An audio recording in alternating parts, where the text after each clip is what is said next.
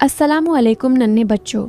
उम्मीद है आप सब खैरियत से होंगे और अपनी प्यारी मुस्कुराहट से सबको खुश रख रहे होंगे। आएं आज आपको एक नई कहानी सुनाते हैं। ये अनाया है, एक ऐसी बच्ची जिसके दिल में अल्लाह की मोहब्बत और ज़बान पर हमेशा मीठे बोल होते हैं।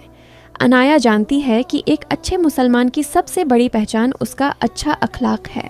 एक शाम अनाया ने देखा कि पड़ोस में रहने वाली बूढ़ी दादी अम्मा, जो अपनी बीमारी की वजह से अक्सर परेशान और चिड़चिड़ी रहती थीं, अपने आंगन में गिरी हुई लकड़ियां समेटने की कोशिश कर रही हैं, लेकिन कमज़ोरी उनके आड़े आ रही थी। अनाया जैसे ही करीब पहुंची, दादी अम्मा हमेशा की तरह गुस्से से चिल्लाएं, जाओ यहाँ से, तुम बच्चे बस तंग करना जानते हो, मेरा पीछा छोड़ दो। मगर अनाया के चेहरे पर गुस्सा नहीं बल्कि एक प्यारी सी मुस्कुराहट आई। उसने निहायत आजिज़ी से कहा, दादी अम्मा, नाराज़ ना हूँ, मैं तो बस आपकी बच्ची बनकर आपका बोझ बांटना चाहती हूँ। मेरे नबी ने हमें बड़ों से मोहब्बत करना सिखाया है। अनाया ने आगे बढ़कर सारा काम कर दिया।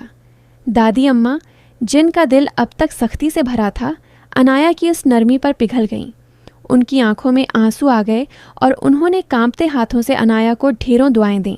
अनाया ने साबित कर दिया कि सख्त रवैयों का बेहतरीन इलाज सिर्फ हुस्न अखलाक है, क्योंकि फरमाने नबवी है, तुम में सबसे बेहतर वो है जिसके अखलाक सबसे अच्छे हों। अस्सलामु अलैकुम नन्हे बच्चों। उम्मीद है आप सब खैरियत से होंगे और अपनी प्यारी मुस्कुराहट से सबको खुश रख रहे होंगे। आएं आज आपको एक नई कहानी सुनाते हैं। ये अनाया है, एक ऐसी बच्ची जिसके दिल में अल्लाह की मोहब्बत और ज़बान पर हमेशा मीठे बोल होते हैं। अनाया जानती है कि एक अच्छे मुसलमान की सबसे बड़ी पहचान उसका अच्छा अखलाक है। एक शाम अनाया ने देखा कि पड़ोस में रहने वाली बूढ़ी दादी अम्मा, जो अपनी बीमारी की वजह से अक्सर परेशान और चिड़चिड़ी रहती थीं, अपने आंगन में गिरी हुई लकड़ियां समेटने की कोशिश कर रही हैं, लेकिन कमज़ोरी उनके आड़े आ रही थी।